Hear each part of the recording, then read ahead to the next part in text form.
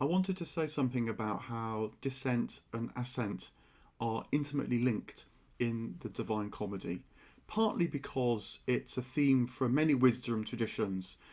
The road up and the road down are the same, was the way the Heraclitus put it. But it's particularly important in the Divine Comedy because you might ask, what's the meaning of hell? Why does Dante have to go there? Isn't hell a redundant idea? Isn't hell empty? But it turns out that descent and ascent are intimately linked. And here's 7 ideas about why that is so. We can pick it up right from the get go with Canto 1 of the Inferno. Here's William Blake's famous image of it. When Dante wakes up midway through the journey of our life, and at first he thinks it's just a bad morning. He sees the sunrise, he sees a small hill, he thinks I can just climb the hill, pick up the warmth of the sun, and get on with my day as usual. But as he climbs the hill, immediately these 3 beasts appear in front of him. There's the prancing leopard, there's the proud lion, and there's the hungry wolf. And they stop him in his tracks. This is going to be a different day. A day that's actually going to take him to the eternal day. But he's going to have to make the descent first in order to make the ascent. And the signal's given with these hungry beasts that what Dante had thought were his virtues in life have become vices.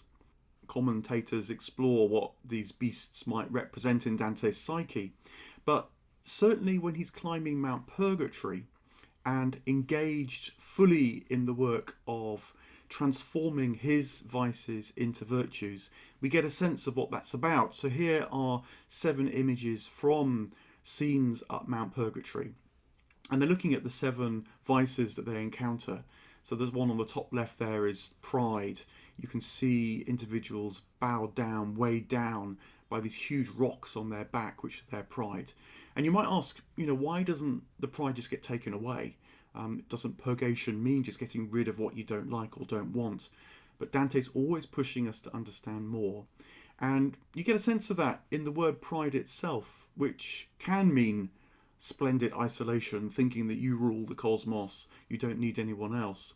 But of course it can also mean having the dignity to stand up straight and teasing out that difference within yourself, within your own experience, your own character, so that the vice becomes a virtue, is no easy thing. In fact, it has to be done over a period of time, it has to be teased out in all the minutiae of the day and the way you respond to them. And that's what is happening on the first terrace of Mount Purgatory. It's the same if you look at the second picture along the top there. Here he comes across the envious, seemingly being punished with their eyes stitched shut. And yet what that is saying is that they have to learn that they must love themselves, not love what they see in others, not what they envy in others. The French word envie gets it, which is one of the French words for love. You must love your own life, not look constantly at others' lives if you're going to become all that you might be. So the vice of envy can become the virtue of love. The third image there is looking at the wrathful. Now, anger can be a kind of fierce, penetrating way of looking at the world. It can help you cut through and see things clearly. But for these individuals, they're wrestling with the wrath in its destructive form, and they're covered in clouds of smoke and they can't see the way ahead of themselves, and so they're having to tease that difference out. The third one is the slothful, if you like. They didn't know how to use the energy of life correctly in life, and here on Mount Purgatory they're running around madly, getting used to that. The next one is the avaricious and the profligate. They're lying flat on the ground. They've got to learn that even the dirt is good, and how that can be held onto in life, so they don't either cling to the wrong things or give away everything, become avaricious or profligate. That's the vices they're trying to convert to virtues. Gluttony is the next one they meet, and the point about gluttony is that it's good to want to take things in. That's the whole point of creation. But we must know what to take in that's good and how to take it in that's good. If you like, we don't just want to go for growth's sake, because as we know, that actually denudes the world. It strips everything of its vitality. And so here, the souls are depicted as skeletal. They're having to learn that they tried to consume the wrong things in life that didn't feed them, that didn't enable them to become expansive enough to see God. That's what they're learning here. And then the last one is the terrace of the lustful. But again, Dante's not just saying lust is bad. He's saying that that passion and that desire must be steered aright so that it can become the love that wants God. And he signals that in a very dramatic way, because the individuals he encounters are both same-sex lovers and opposite-sex lovers, what we would now call heterosexual and homosexual. They're close to heaven, and they're just learning that it's not the object of their love that matters, but how they love that matters. Their vice is becoming their virtue too as well. So, as we can see from this nice image by Boccaccio Baldini, taking us back to the beginning, Dante can't just reach out for the heavens, can't just immediately move towards Beatrice as Baldini depicts her here. He must go through the gates of hell. You can see it says per me, through me. That's the journey he must undertake. Now, another way of understanding this is to think about what was known as the four senses in the medieval world. This got rather lost at the Reformation, particularly because Luther was deeply unfavourable towards it. But broadly, this is the idea that you can look at exactly the same thing and see it in four ways. The first would be the literal, what seems most immediately apparent and straightforward. But then you maybe wrestle with it a bit and think, well, maybe there's some sort of meaning here, some kind of allegorical or moral meaning. That was the second way.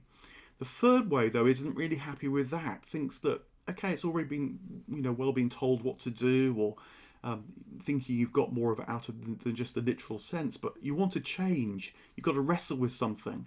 And so that's known as the tropological element. And then finally, that wrestling converts you, it changes you, it's tropos as in turning. And that enables you to see the anagogic view, which is the divine perspective, which is what Dante's Divine Comedy is all about. It's about this descent that leads to the ascent, that enables us to fully enjoy the divine view.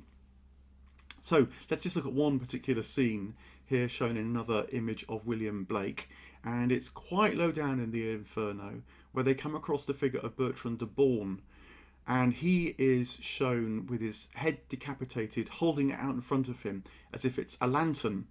And it's an interesting moment because it's the one time in the Divine Comedy where the word contrapasso is used, the idea that the punishment fits the crime. And this is often taken as a rather literal and straightforward way of reading the Divine Comedy. But Dante only uses the word once, and he particularly uses it low down in the Inferno, where Dante's own vision, Dante's own sight is getting increasingly distorted as he enters these infernal realms and knows them from within himself, doesn't just observe them as a passerby.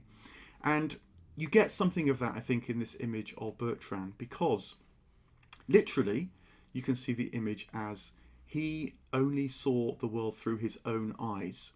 He couldn't see more than that. And so now in hell, in a literal contrapasso, his head has become the lantern by which he sees. But then you think, wait a minute, there must be more going on. And there comes to a sort of allegorical reading of this, which is like, beware of thinking that you see the world aright. There may be other perspectives, there may be other points of view.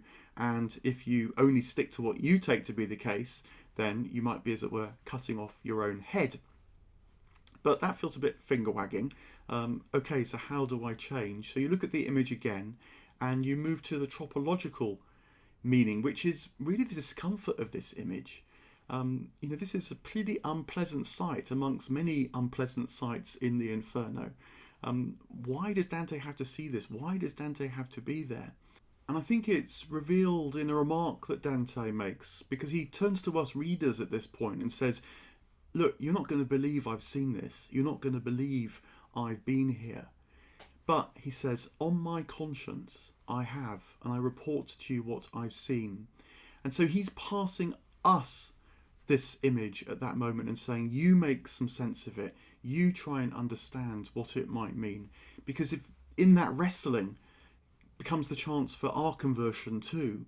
And so Dante is in his divine moment, it leads us to a third aspect of this link between descent and ascent, because at the floor of hell they encounter Lucifer, and he is frozen into the very ground. It's like a kind of icy lake. This is not a flaming inferno. Flames would be far too lively for this domain of being. This is the way that people can get when they almost fall away from life itself and so become solid and stuck. And Lucifer has reached this state. He's gnawing on the body of Judas, amongst others. And again, you really need to work at what the significance of this is, because a literal understanding might be that Satan deserves the greatest punishment. But then you remember that Lucifer, his other name, is the angel, the creature of light. And the wings that Dore so powerfully depicts in this image are made much of by Dante at this point. He was one of the seraphim. He flew closest to God, which is to say that he knew God most fully as well.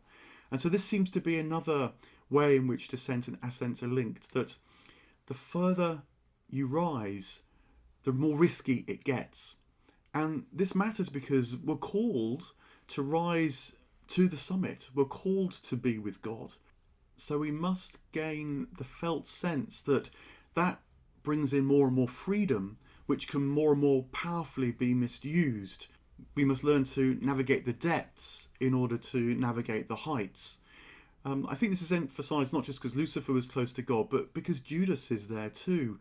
I think Judas was the disciple who was perhaps closest to Jesus than any other. He understood what Jesus was about, but made that fatal mistake of thinking that he could precipitate things to go the way that he thought were fit.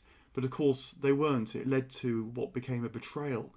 And it's so significant because what happens next is they don't then turn their back on these sites, but come so close to them, they actually reach for the body of Lucifer. They climb down his side, and being in complete proximity to this disastrous image is what enables the world to turn around, because they suddenly realize they're not descending anymore, but an ascent has begun.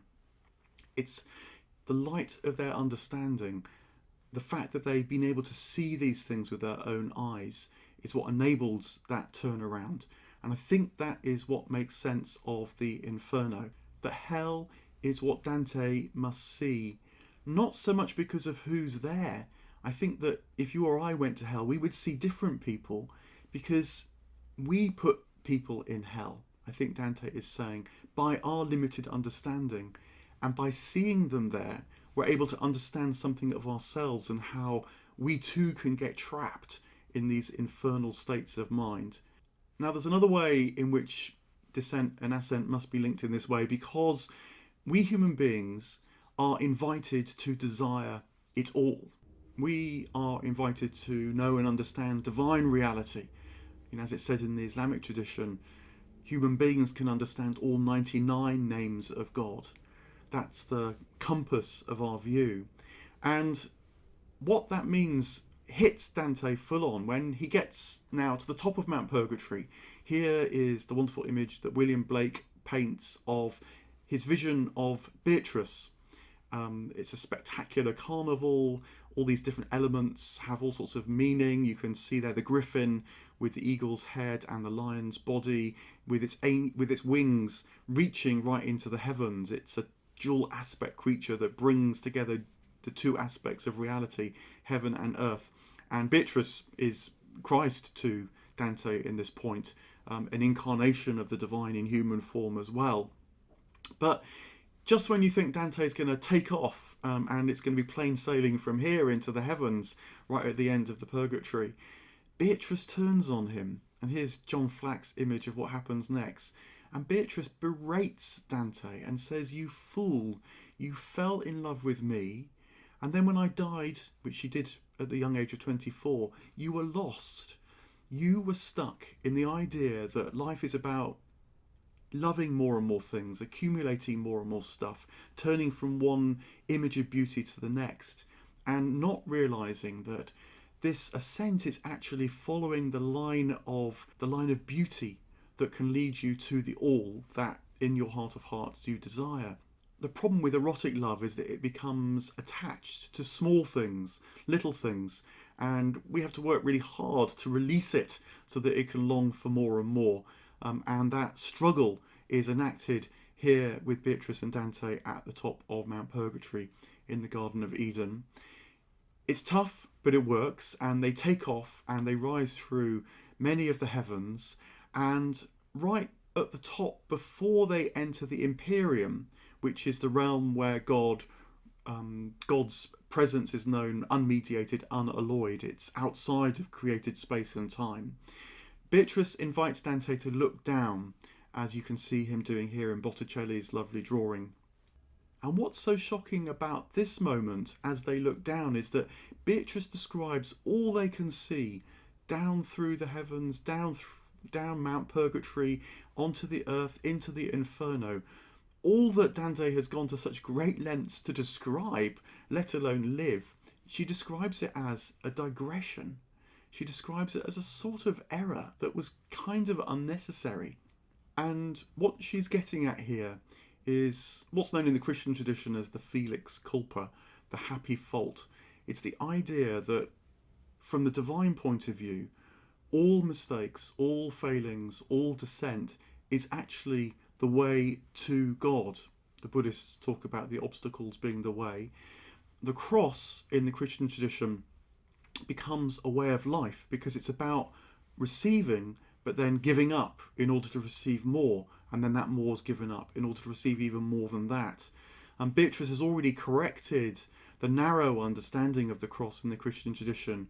It's a ghastly, morbid misunderstanding of the divine way, which actually in the Christian tradition is symbolised at the moment of the incarnation. Here's William Blake's wonderful image of the birth of Jesus in the nativity scene, because the divine way is actually just to keep pouring life, energy, love, vitality into creation. It happened in the mythical story of the Garden of Eden with the creation of the world. It happened again, Beatrice explains to Dante, in the life of Christ. You can see, I think Blake gets it completely with his image of himself perhaps contemplating this scene as this outpouring of divine life. And Beatrice explains that that's what God constantly does. When we're making the descent, God is pouring out insight, understanding, desire, love to us in order that this turnabout can come around too. So the cross, seemingly this central part of the Christian story, is itself part of this digression, and the true understanding is given by the moment of incarnation, the moment of first creation, but that's going on all the time inside us now, which Dante is beginning to get, having made the descent and understood how vices become virtues, understood how we must see things by wrestling with them and so becoming transformed ourselves. They make it to this cusp of the created heavens into the Imperium, the eternal realm beyond space and time, climbing the ladder of ascent as Botticelli shows here. And they come to a sixth understanding of descent and ascent, which I've summarised as the idea that actually it's the emptiness, it's the nothingness which is most full. And it's explained to Dante, first of all, by Peter Damian. You can see his life story here told in the illustration of Giovanni de Paolo. And Peter Damian had been a real disciplinarian in his early life. He'd become a real ascetic. He thought that he could sort of push holiness into him if only he worked hard enough. And the church loved him for it. It made him into an exemplar by giving him the cardinal's hat, which you can see on Peter Damian's head in the upper part of the picture. And Peter Damian had realised what a terrible mistake this was. And so he takes off the cardinal's hat and he becomes a hermit. And it's when he's a hermit that he understands how it really works, which is in this quote below the image there. And he says to Dante in the Paradise, "A ray of God's light focuses on me and penetrates the light enwombing me, whose force once joined to that of my own sight lifts me above myself until I see the primal source from which such might is milked." That's worth contemplating these words, but what Peter Damian realised was that the little flicker of divine light inside him was enough to take in the divine light And that created a kind of turnaround, a kind of flip, because in the moment that he was enwombing the divine light within him was the moment that he suddenly was enwombed by the divine light itself. That is what the contemplative, that's what he understood. That's the way that the descent of the divine light into him can become his ascent into the divine light, because what he had enwombed becomes that which enwombs him. That's the turnaround, and it's shown most wonderfully in this image of the Virgin Mary, who increasingly for Dante becomes the central figure for his own understanding. Here she is shown in what's known as Mary Platitera. Now that's Mary as wider and more spacious than the heavens, shown in this icon, because she is seen as the human type that can take not just Christ the child into her womb, that would be a literal understanding, but this anagogic understanding is that she takes the whole logos, the whole cosmos into herself. And that is why she's the type for us all, because we too are invited to understand, to see, to be able to embrace it all, which is why we must first make the descent, because if you want it all, you have to be able to see and understand and tolerate it all, even in the darkness. And then bringing insight and understanding enables the turnaround so that we can embrace all that's light as well. Mary, whose own heart was pierced with many swords, as it says in the Bible, is also now, for Dante, in these high, high heavens, the type which he must follow in order to enter the high, high heavens too. I wanted to put this image here up of a Beguine woman. This was a massive movement in Dante's time. Hundreds of thousands of women were leading independent or shared religious lives, following very much this pattern. And here's a quote from one of them, Catherine of Genoa.